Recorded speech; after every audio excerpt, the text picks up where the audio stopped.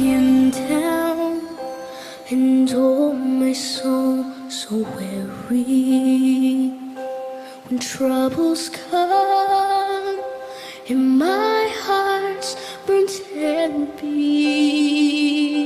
When I am still. Voilà, mesdames, messieurs, chers téléspectateurs de Benga TV, bienvenue dans la région de l'Ouest, la région du soleil couchant qui compte 8 départements. Et nous sommes là dans le département des Hauts-Plateaux à Banjul, plus précisément, sur l'axe la nationale numéro 4 qui mène à Douala et à Yaoundé.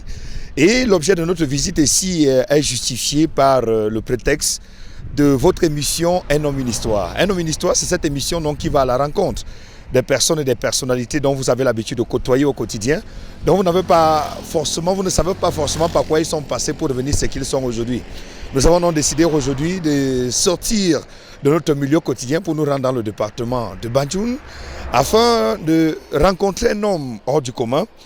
À quelques kilomètres de Bafoussam se trouve donc une bâtisse située au rez-de-chaussée, habitée donc par un homme hors du commun, la quarantaine environ. Et cet homme qui ne jouit pas de tous ses 500, ou bien de toutes ses facultés, vit comme si de rien n'était. Il a pu braver le froid, la tempête, les intempéries pour se démarquer dans le monde dans lequel nous sommes.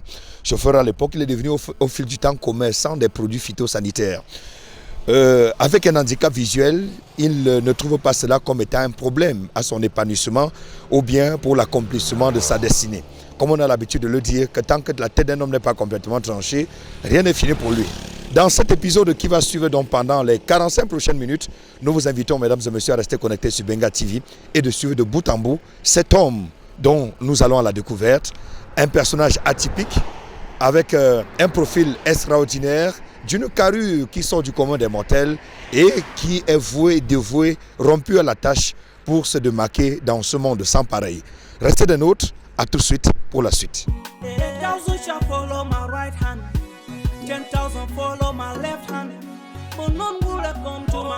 Voilà, chers téléspectateurs de Benga TV, merci encore de nous faire confiance à l'écoute de cette émission Un homme, une histoire. Et nous sommes très heureux de vous retrouver ce jour dans le cadre de cette émission avec un invité de marque, une personne atypique qui sort du commun des mortels et dont son vécu quotidien laisse à se poser beaucoup de questions. Comment est-ce qu'il fait pour y parvenir?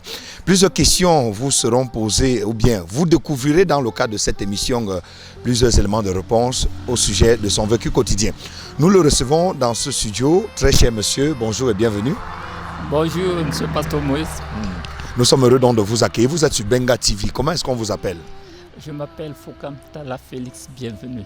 Vous êtes né où?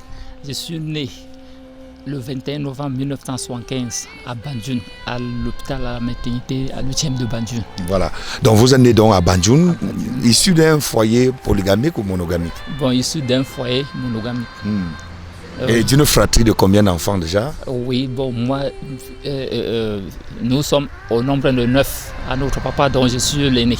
Ah, vous êtes l'aîné de 9 personnes? De 9 personnes. Oui, et les autres se portent bien ou... Bon, les autres se portent très bien, mais n'importe qui est de son côté, il se cherche dans son petit, donc il fait son petit débrouillage. D'accord, chacun fait sa petite débrouillardise. Voilà. Alors nous sommes donc heureux de vous accueillir ce jour puisque votre personnalité nous a marqué. C'est la raison pour laquelle nous sommes venus donc à votre rencontre. Donc vous vivez ici à Banjul. Alors de votre enfance, est-ce que l'enfance a été toujours facile ou bien long fleuve tranquille? Non, bon, l'enfance n'a pas été tout facile. Quand je suis né et venu au monde, j'ai grandi aussi comme les enfants de mon âge. Oui. Et à l'âge de 8 ans, mon papa commence à me poser la question: qu'est-ce que tu pourras faire dans ta vie? Parce que moi, en tant que ton père, je travaille à Cap-Lamier, je suis caféculteur. Bon, et le temps, 2 ans passe, j'ai 10 ans, je réfléchis. Et puis, j'avais dit à mon père que bon, un jour, souvent quand je vois les films de Jésus de Nazareth, là, oui, il était menuisier charpentier. J'avais juste dit à mon père que bon, je ferai le métier du Christ. Donc je serai menuisier charpentier. Et c'est ce que j'ai appris à l'école jusqu'à avoir mon CAP en menuiserie. Après avoir eu mon CAP en menuiserie, je suis sorti maintenant et d'ailleurs j'ai encore entrepris d'autres apprentissages. Au fait, là où je suis là, oui, j'ai 8 attestations de formation, de différentes formations, 8 attestations de formation dans ma poche. Oui. Donc nous pouvons comprendre que vous avez fait une formation dans le domaine de la menuiserie, puisque c'était votre passion d'enfance. Oui, et aujourd'hui, vous totalisez 8 diplômes de formation professionnelle. Oui, professionnelle. Oui. Oui. Et que jusqu'à maintenant, là, même comme j'ai la canne blanche en main là, oui, je me débrouille donc face à tous mes activités que j'ai apprises là. Oui, je me bats un peu. Voilà, nous comprenons que la canne blanche signifie tout naturellement que vous avez un handicap visuel. Je suis aveugle. Je suis tombé aveugle quand j'ai... aujourd'hui, j'ai 47 ans. Je suis tombé aveugle à 40 ans. Donc aujourd'hui, ça fait 7 ans que vous êtes 7 aveugle. ans, comme je suis dans le noir. Wow. On va en parler de tout cela tout à l'heure, mais avant d'y parvenir tout de même, vous avez donc décidé de vous spécialiser donc dans le domaine de la menuiserie. Alors après la menuiserie, la suite c'était quoi concrètement? Bon, après la menuiserie, j'ai encore sollicité faire le graissage, donc le service de graissage. Je suis allé faire une formation et puis travailler à Bafoussam, même à la station Total d'entrée de la ville. Là, j'étais graisseur, technicien de bain là-bas. Bon, après, l'autre là, je suis allé par le concours d'un ami à Douala, travailler à Javikam International. Donc, on faisait les produits, des produits cosmétiques, donc les vinaigres. Donc, c'était une société de concessionnaire des produits chimiques, alimentaires et industriels. Bon, j'ai travaillé là-bas. Et après, là-bas, je suis rentré ici, là, au quartier, louer la maison de mon voisin, là, et ouvrir ma propre structure. Et n'ayant pas un peu de moyens, bon, quand j'ai lancé ma structure, là, j'avais recruté 12 personnes, donc je devais commencer avec eux. Et bon, un temps, les jaloux, donc ceux qui n'aiment pas le progrès des autres, bon, m'ont sionné et puis sont partis maintenant me cibler à la douane. Un matin, je reste là, la douane vient saisir tous mes marchandises et il me dit que pour faire ce genre de commerce, je dois avoir le registre de commerce et puis emporter tous mes marchandises à la douane. Et puis voilà comment j'avais abandonné ce métier. Et puis, bon, descendre à Bafoussam, lancer maintenant la friperie. J'ai vendu la friperie au marché A. Et puis, donc, et après maintenant, je suis allé faire encore une formation à la source vitale. Donc, c'était une petite structure là qui étudiait les plantes médicinales. Oui. Bon, et bien après, un monsieur au nom du procureur Thiam, bon, m'avait sollicité quand j'étais graisseur à la station Total d'entrée de la ville. C'est moi qui entretenais ces voitures. Bien après, il m'a appelé chez lui, il dit que bon, tu seras mon chauffeur, donc c'est toi qui dois accompagner désormais mes enfants à l'école, me conduire. Bon, donc vous avez travaillé là-bas pendant longtemps? Oui, j'ai travaillé avec jusqu'à ce que vous preniez votre retraite, est-ce qu'on va dire ça comme ça? Oui, donc j'ai travaillé là-bas et après quand on lui a affecté à Kaélé, bon, je n'étais plus avec lui. Je n'étais plus avec lui. Et maintenant, un ami m'appelle et il me dit que bon, moi j'ai mon grand frère en Europe, oui, en Israël. Il est ingénieur agronome en Israël. Il s'appelle Talom Jules et il veut déjà lancer cette petite structure-là, ici au pays. Bon, je voudrais, comme tu es mon intime, qu'on fasse la formation ensemble et puis on va travailler ensemble. Et voilà comment j'ai fait la formation phyto, moi et mon ami. Après avoir fait la formation, et son frère là nous a recrutés. Et en temps, on a travaillé presque 4 ans. Et il a eu des difficultés. Et il a fermé sa société. Bon, en ayant les difficultés de fermer sa société, là, nous étions déjà formés on faisait tout ce qu'on fait là, sur le terrain. D'accord, bon, vous abandonnez ce travail-là après avoir fait plusieurs activités. Vous décidez, nous constatons aujourd'hui que vous habitez à Banjul. À partir de quel moment est-ce que vous décidez de venir vivre ici au village? Voilà, c'est quand j'ai commencé à avoir des petites séquences de la vision. Oui, de la vision. Donc quand je suis arrivé, quand je me suis stabilisé ici là chez moi, oui, 2 ans juste passent et je tombe dans le noir. Wow. Oui, 2 ans juste passent, je tombe dans le noir. Alors, vous tombez dans le noir, première décision, qu'est-ce que vous faites? Vous restez à la maison ou bien vous allez... Le jour que je suis tombé aveugle, donc c'était arrivé comme ça là. Donc c'est-à-dire je me lève un des 4 matins. Oui, je me lave la face, je ne vois pas. Je me lave la face, je ne vois pas. Oui, je vais à droite, je tombe sur le mur. Je vais à gauche, je tombe sur les choses. Donc c'était difficile pour moi de comprendre vraiment ce qui m'arrive. Et tout ce que je faisais là, je passais tout mon temps sous ma véranda à pleurer. Qu'est-ce que je dois faire? Qu'est-ce que je peux faire? Qu'est-ce que je deviens? Donc ça dit, dans ma vie, je voyais ma vie foutue. Au gré où, quand j'entends même parler que tel est mort, là, je dis, mais pourquoi pas moi? Donc, et voilà. Et juste un ami vient un jour me dit que non, la prière est vraiment un homme vraiment qui... La prière est l'essentiel pour un homme. Oui, Dieu sait faire tout. Donc, il ne faut pas trop t'inquiéter. Prie seulement, Dieu doit te montrer un autre chemin. Je dis, ok. Est-ce que vous êtes donc allé à l'hôpital faire quand même les diagnostics? Oui, j'étais parti à l'hôpital. J'ai fait des hôpitaux. On m'envoie à Bamenda. Je pars à Bamenda. Je fais mes examens. J'étais même à bateau hôpital. Oui, finalement, on m'a dit que c'était le glaucome. Et le glaucome, la cécité de glaucome est irréversible. Voilà, que je dois supporter comme ça, la vivre avec. Qu'on ne peut rien. Oui, qu'on ne peut rien, que ça ne sert à rien. Donc voilà, le dernier docteur m'avait dit que ça ne sert à rien de dire encore que tu dois encore plus dépenser pour améliorer la situation. Ça ne peut pas être possible. Alors maintenant, au sujet donc de la canne blanche, comment est-ce que vous l'avez apprise ou est-ce que vous l'avez eu? Qu'est-ce qui s'est passé entre-temps? Oui, quand je suis tombé aveugle, voilà maintenant le temps des vaches maigres a commencé pour moi. J'ai perdu tous mes amis, mes intimes, tout. J'ai perdu toutes mes relations, dont mes amis, qu'on se voyait, on faisait tout ensemble là. Bon, ils m'ont abandonné. Ma famille, oui, surtout parlant d'abord comme ça de mon foyer. Oui, mon foyer a désisté. Oui. Donc vous étiez marié? Oui, marié légitimement. Oui, légitimement. Père de 6 enfants. Oui, père de 6 enfants. Donc votre épouse, elle est où? Oui, elle est là. Elle est là. Mais elle est là, elle n'est pas là, elle ne s'occupe pas. Donc c'est comme... Elle ne sait pas si c'est évident. J'ai 2 maisons. Elle a décidé de vivre dans l'autre maison et je vis dans l'autre maison là seule. Donc c'est-à-dire comme si on ne collabore pas. Elle vous a abandonné donc? Oui, comme ça là, bon, elle a trouvé le large, elle sort comme elle veut, elle amène les gens chez moi comme elle veut, bon, donc voilà comment jusqu'à de temps en temps mes enfants viennent dire que papa, il y a des papas qui viennent.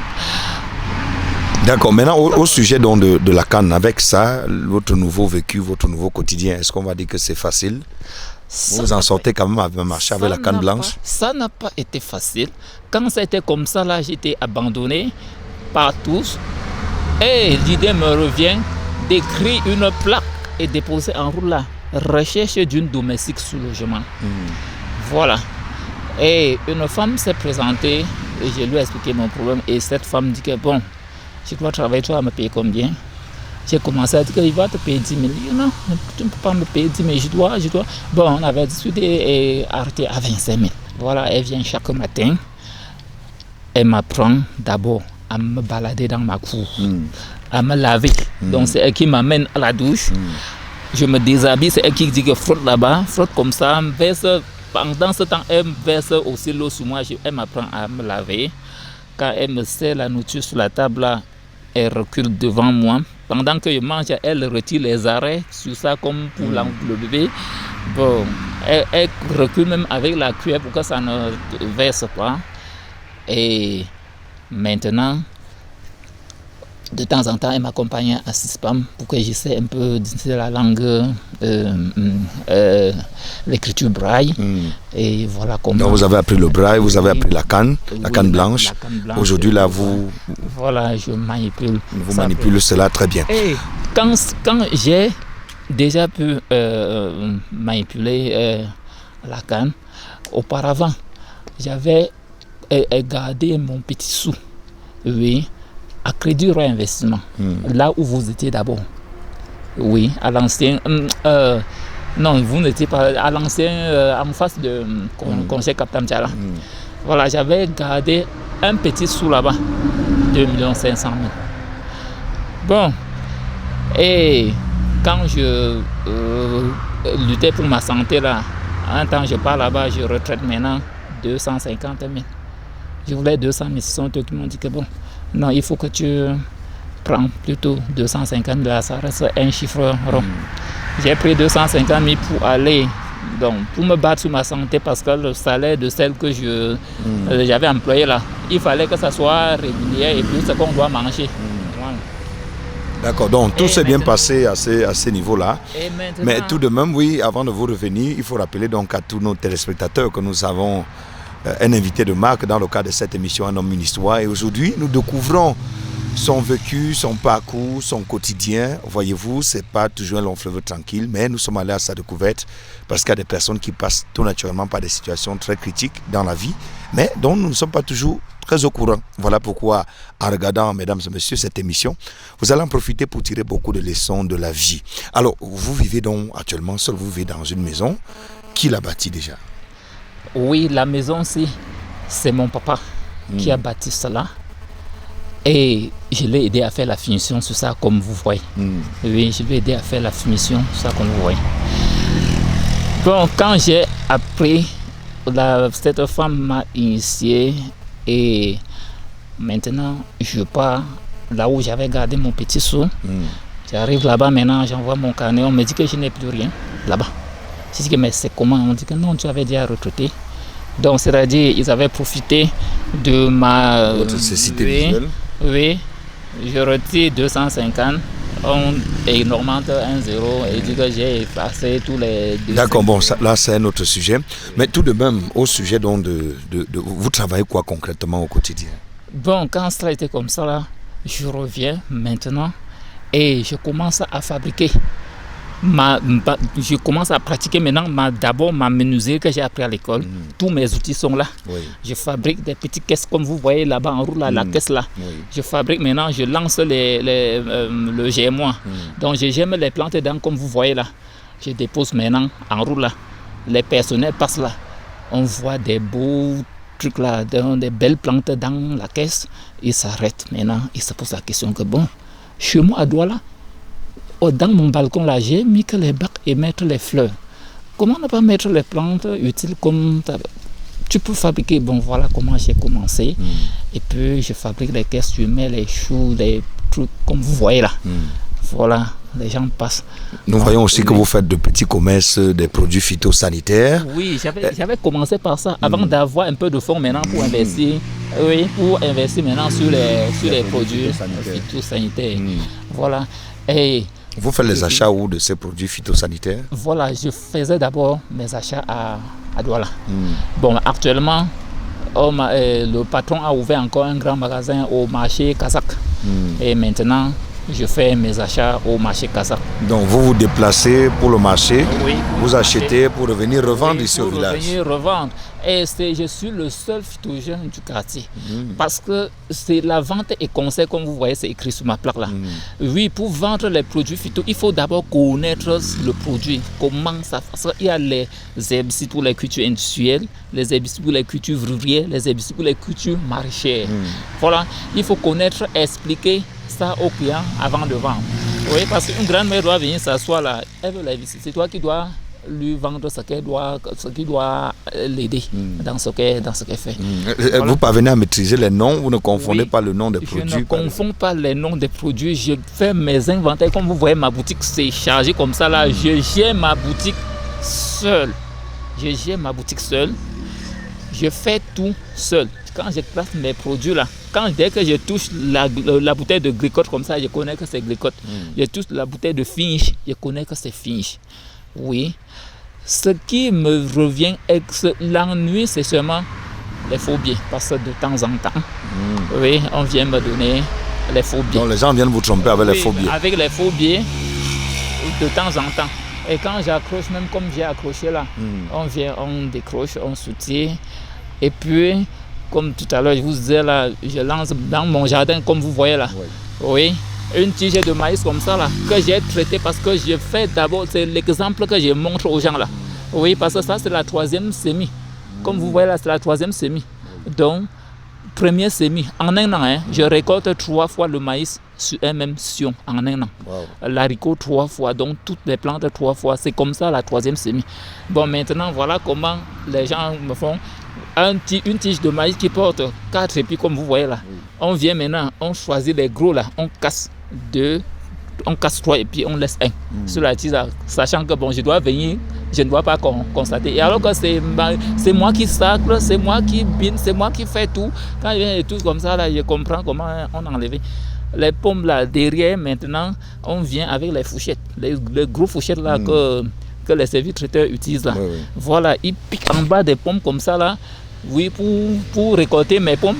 Quand je viens, je touche les tiges là, les tiges sont encore frais sur le sion là. C'est quand j'arrache comme ça là que je ne trouve pas les tubercules. Voilà que je... Bon, voici comme ça que les gens passent le temps à me... Si sans ces mauvais gens là, c'est que je ne peux pas dire que je suis aveugle. Je sais que je suis heureux dans ma vie parce que je m'en sors, donc je fais, donc j'ai de quoi me nourrir. Et puis bon, donc c'est que les gens m'indisposent. Donc vous avez des personnes autour de vous qui naturellement ne vous facilitent pas la tâche. Mais au sujet donc de l'alimentation, comment est-ce que vous faites pour manger? Oui, bon, moi je me suis organisé, je prépare moi-même. Je prépare, oui, en venant comme ça là, j'étais comme ça à la maison en train de sauter mon riz. Oui, de sauter mon riz. Oui, je prépare ma nourriture moi-même, donc je connais déjà comment, jusqu'au couscous, je prépare moi-même, donc je fais mon repas. Donc la bonne, avant de me laisser là, m'a appris tout. Donc dans ma cuisine là, j'ai déjà tout classé. Tout ça, je connais que bon, ma fourchette est sur telle place, ma poêle, donc tout le repas, n'importe quel genre de repas que je veux manger, moi-même, je prépare moi-même. D'accord, donc vous préparez vous-même vos nourritures, vous approvisionnez également votre boutique, vous vendez les produits phytosanitaires, vous faites de la monnaie aussi. Et je fais la monnaie aussi, mais ce qui me dérange, c'est que les faux billets. Donc les gens viennent vous tromper avec les faux billets au quotidien. Mais à côté de cela, donc quelles sont les difficultés que vous rencontrez au quotidien? Oui, les difficultés que je rencontre au quotidien, les gens passent tout le temps. Donc c'est-à-dire les gens bien portants passent tout le temps à me tromper, à me voler. Chaque fois, je suis au tribunal, comme vous voyez, on vient casser ma boutique. Dès que je pars à mon rendez-vous à Bamenda, je trouve la porte de mon antivol de ma boutique là, plutôt ici là d'ailleurs. Quand on a vidé, donc on a balayé, volé ça. Donc de temps en temps, c'est comme ça là qu'on me perturbe. L'autre jour, je pars au magasin, je prends mes cartons, je mets dans un taxi. Je l'indique le chemin parce que quand je pars, j'accroche mes choses là. J'arrive, je lui dis, bon, tu dois me mettre là. Je l'indique, ça, il connaît l'endroit. J'arrive là-bas, il me dépose. Je lui donne de l'argent. Je sors, je lui dis que j'ai mon carton derrière. Bon, je sors, je tape ma canne. J'ouvre la malle arrière pour porter. Je veux maintenant ouvrir la malle arrière. Au lieu qu'il vienne au moins m'aider là, j'entends maintenant, il démarre seulement la voiture. Il part avec mon carton. Oh là là. Oui, derrière la voiture. Oh là là. Oui, j'ai passé toute la journée là, en route, au goudron là, croyant qu'il doit encore revenir me remettre là. Il n'est pas revenu. Oui, il n'est pas revenu jusqu'aujourd'hui. Donc voilà les difficultés que vous rencontrez au quotidien. Bon, quand vous rêvez le matin, la première des choses, c'est de faire quoi concrètement? Voilà. J'ai mis ma montre sur le dès que 5 heures sonne. Parce que c'est le réveil du téléphone qui me renseigne l'heure. Parce que je ne connais pas, je n'établis, depuis que je suis tombé avec je ne parviens plus à établir la différence entre le jour et la nuit. Oui. C'est-à-dire, le jour et la nuit chez moi, c'est pareil. Bon, c'est maintenant la radio, souvent, j'ai un peu de radio qui m'indique l'heure, et puis mon téléphone. Donc, quand ça sonne 4 heures, je me lève d'abord, je fais ma toilette matinale à 4 heures, et je me mets d'abord à la présence de mon Dieu. Chaque jour, donc tous les matins, j'ai 1 heure de temps de méditation, de prière. Après cela, à 5 heures maintenant, bon, je commence déjà à réfléchir comment je dois, parce que vous voyez, j'ai encadré ma devanture avec le grillage comme ça là, parce que à cause toujours des soutirements de temps en temps. Bon, je sors maintenant les marchandises que je dois, d'autres j'expose plutôt dans le grillage dehors là, et je laisse, vous voyez, voici comment je fonctionne. Et puis, quand j'ai déjà exposé mes choses en route là, bon, il faut que de temps en temps là, parce que tous mes plantes là que vous voyez au jardin là, je ne sais tous les jours que la main passe là, repasse et repasse. Donc, c'est-à-dire, tous les épis là que vous voyez là, je connais le nombre. Oui, je connais le nombre. Jusqu'à quand je repasse là, un épi a disparu là, je dois connaître. Oui. Donc au sujet des champs là, c'est vous qui les labourez. Vous avez fait toute une barrière là en bambou. Ça sert à quoi? Voilà, la barrière en bambou là, c'est juste pour protéger que mes voisins, parce qu'il faut appeler le chat par son nom, parce que vous voyez, la devanture de la cour de mon voisin n'est pas labourée, mais c'est dans mon jardin là qu'il mange du maïs frais. Et alors qu'il a des possibilités comme moi de faire même ça part. Donc c'est-à-dire même les gens, les passants là disent que mais comment vous ne pouvez pas aussi travailler, m'imiter, voir ce que je fais et faire aussi. Donc c'est comme ça. Alors, vous avez donc des difficultés visuelles, vous êtes aveugle comme vous le dites. Oui. Pour vous, c'est une fatalité? Pour moi, au départ, oui, au départ, les premiers mois que je suis tombé aveugle là, pour moi, c'était difficile à comprendre. Donc, c'est-à-dire, je ne comprenais pas. Pour moi, c'était comme la vie était déjà, donc ma vie était acquittée. Et à nos jours, alors, est-ce que... À nos jours, sans les mauvaises personnes qui m'amènent toujours à pleurer chaque jour. Mon carton que le Tasman a emporté là, il y avait les produits de 50 000 dedans. Bon, c'est toujours comme ça là. Donc sans ces énormes pertes que j'ai chaque jour, c'est que depuis que je suis tombé aveugle, si tous mes revenus me revenaient, c'est que je serais heureux plus que quand je n'étais pas aveugle. Oui. Donc être aveugle, avec ça, vous en sortez quand même, vous ne trouvez pas ça comme... Je ne trouve pas. Bon, c'est mes frères qui me rendent la tâche, donc qui me fait pleurer. Si mes frères ne me faisaient pas du mal chaque jour, c'est que je suis vraiment heureux plus qu'avant. D'accord, s'il fallait donc poser une doléance, vous avez une doléance, une préoccupation, s'il fallait qu'on vous aide par exemple, ou bien qu'on vous assiste, vous estimez que quoi? Qu'on puisse vous aider dans quel domaine? Oui, la première, j'estime vraiment une aide parce que quand de temps en temps, oui, j'ai peu de fonds. Donc de temps en temps, il faut que j'aille prendre un petit carton, je viens, je dépose, je refais, voilà. Bon, si vraiment on pouvait m'aider financièrement, parce que c'est avec les moyens qu'il faut encore aussi chercher, parce que déjà, s'il pouvait déjà avoir les possibilités de payer, oui, même un employé, 30 000, bon, c'est que je ne peux pas être seul, parce que bon, je suis seul comme ça, parce que, oui, et tant que avec mes produits, tout ce que je fais là, donc, on me ramène toujours à ne pas avoir des possibilités d'embaucher quelqu'un que je peux au moins même de satisfaire.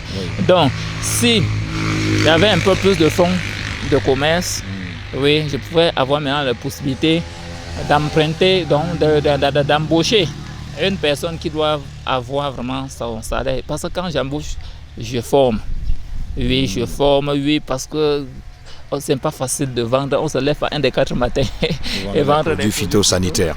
On va donc ressortir de ce chapitre. Est-ce que vous avez un message à l'endroit des personnes comme vous qui ont des difficultés visuelles ou bien qui sont aveugles?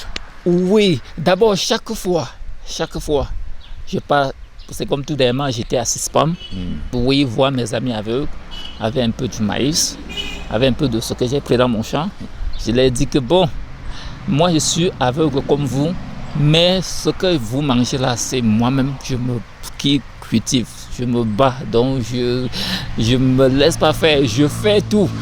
Quand je fabrique les grattoirs. De fois, vous venez, je suis en train de percer mes grattoirs, donc c'est-à-dire c'est étonnant. Allez-y sur le net, il y a mes photos, on me filme partout là. Vous êtes même adressé, même aujourd'hui, avant de m'appuyer. Gars là, il vient, on fait tout sur moi avant de me dire bien après que nous étions en train de te filmer. On voit comment tu es en train de pointer ton marteau, tout ça là. Tous mes outils sont là. Vous aviez une machette là, je démarre ma machine là, j'affûte correctement là, je vous donne. Wow. Oui, donc tout, mais donc c'est ce que je dis à mes frères aveugles. Non, vraiment, Dieu sait faire tout. Dieu sait faire tout. Quand quelque chose t'arrive et que tu remets entre les mains du Seigneur, il doit te montrer le chemin. Il doit te montrer le chemin parce que moi, je ne vais pas. Donc, c'est ce que je l'ai. C'est toutes les personnes, tous les gens, même quand je pars à la réunion des handicapés visuels, là, oui, je suis toujours le seul éveillé. Donc, c'est-à-dire, tous sont fiers d'entendre mon discours. D'accord, merci. Un message à don à l'endroit de nos téléspectateurs de Benga TV. Oui. D'abord, je souhaite une très bonne et chaleureuse bonne année à tous les spectateurs de Benga TV. Oui. Et j'en supplie tous les spectateurs de Benga TV de me faire un peu d'aide. Donc, n'importe qui. Oui, là, vous voyez, j'en manque un peu de tout. Oui. Et j'ai toujours envie de prendre les mains comme ça là pour recevoir vraiment oui, le don qu'on peut me faire. D'accord. Voilà, chers téléspectateurs de Benga TV, nous allons mettre un thème donc à cette émission, ici du côté de Banjoun avec notre bien-aimé qui a bien voulu répondre à nos questions. Nous sommes allés à sa découverte ce jour. Vous verrez donc la cour avec les plantes qui sont faites là, la concession qui est juste derrière. C'est la concession où il habite et il a pris la peine de l'aménager. La boutique qui est là, c'est son quotidien, son passe-temps quotidien également. Il a des difficultés visuelles, mais il ne trouve pas cela comme un handicap pour accomplir sa destinée. Vous aussi, vous pouvez faire de même. J'étais à la présentation Moïse Kanke et pour vous servir dans le cadre de cette émission. Retrouvons-nous dans les toutes prochaines heures avec un autre programme. Merci à toute la réalisation technique qui nous a accompagnés pour la production de cette émission. Restez sur Benga TV pour votre bien et pour votre bien-être. À très bientôt. When I am down and oh my soul so weary, when troubles come and my heart's burnt and beat.